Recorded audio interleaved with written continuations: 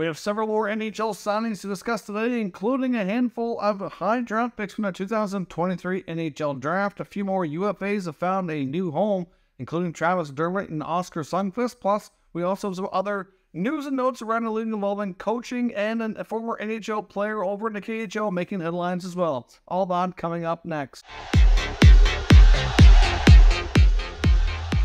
So welcome back to another video here at Top Shelf Hockey. As I mentioned, we have a lot to talk about here in this brief news video. Before we get into the signings, we did have another longtime NHL veteran player announce his retirement today, and his longtime goaltender, Thomas Greiss, one of the better German-born goalies certainly ever played in the NHL. He put up 14 years in the Pro League, which is quite an accomplishment. Played for a variety of NHL teams. Arguably some of his best time was when he was working with Robin Lehner on Long Island. I believe they won a Jennings Trophy together for best goals against average, so he certainly put up some good times there with the Isles. He played in Detroit, a variety of other teams, St. Louis. Like, he really made his rounds through the NHL, and for the most part was a very serviceable, pretty steady goaltender.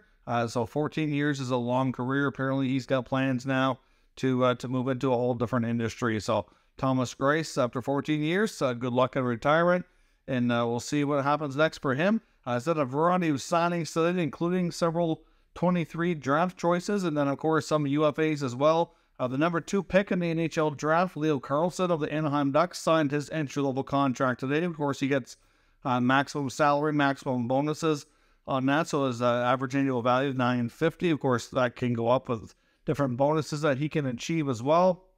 The Detroit Red Wings also signed their first-round pick, number 9 overall, Nate Danielson. He also gets his 3-year ELC, and I believe he has the max salary as well. I was just waiting to confirm that. But as of right now, that's what it's believed to be. And another prospect as well, San Jose Sharks have signed Kasper Haltunen, who gets his 3-year entry-level contract. He was a second-round pick in this year's 2023 NHL draft. So some of these new prospects getting their entry-level deals here out of the way.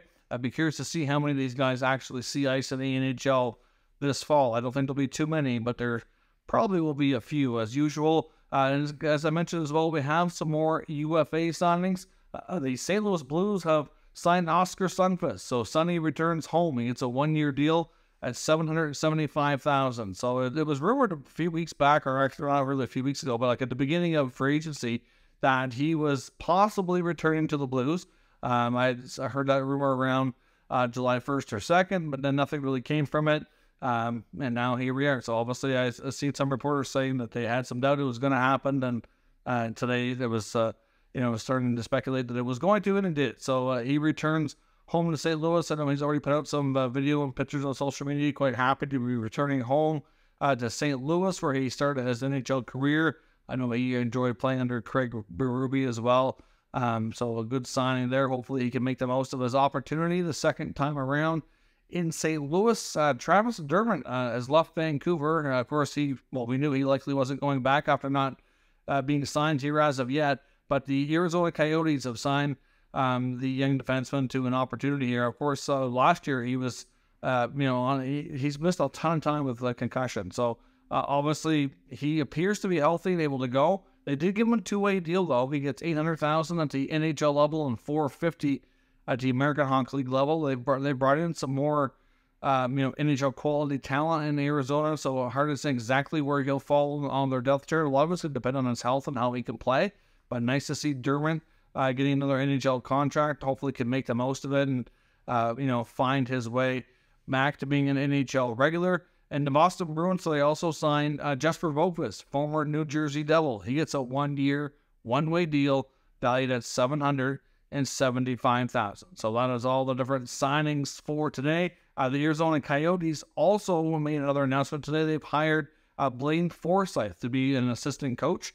He's worked with the Washington Capitals organization for a long, long time. He was there in total of 17 years. Started off working in their scouting department. Then he became video coach for a little while, and he's been on the bench for 14 years. So he's now jumped organizations down to Arizona. Of course, Washington has a new head coach as well. So makes sense that they obviously, want to get a fresh start and have their own assistant coaches there. So he'll go down and work with Andre Tourney in Arizona. So good, well-rounded resume there between his time as scouting and video and being on the bench. So hopefully he can be an asset to the Arizona Coyotes. One of the RFAs in Ottawa, Igor Sieverov, has changed agencies. I know he apparently Ryan Bowness and Pierre Dorion were working on getting his contract settled. When Pierre Dorion did a media just a few days ago, sounded like it really wouldn't be a big deal because Sieverov is a player that has seen NHL games the past couple of years, but he's not a regular yet. He's not a given to be on a roster. I think he has a better chance this year to make the team out of camp, but not a sure thing for sure. And at this point, I don't know what they're really arguing over much. Maybe it's term, maybe it's a one-way deal, but for him to change agencies to go in out of the Octagon and be represented by Andy Stott. Andy Stott, Pierre Dorion have done 2 or 3 other contracts already this offseason, so hopefully that's a good sign that they'll make some headway here and get him signed next season. Now, also former NHL player Brandon Leipzig, who ended his time in the NHL. I believe it was Washington when he was with. He's played with a few other teams, including Vancouver, Toronto, San Jose, I believe, as well. But Leipzig ended up getting his contract terminated after a bunch of information, I believe, from a group chat was leaked out. I don't remember everything that was said, but I just know I believe it came off as very misogynistic, but I can't remember everything that went down. It was always a bad scene, and he ended up getting his contract terminated. He's been playing in the KHL ever since, which I believe has been about 3 years now. And apparently Brandon Leipzig wrote a letter to Vladimir Putin requesting that he have an opportunity to become a Russian citizen. And apparently he's already been given a Russian passport. I mean, that's just unusual. Now, I believe it's Slava Fetisov, former NHL player who was part of the league over there, had very positive things to say about this, saying that obviously this looks good.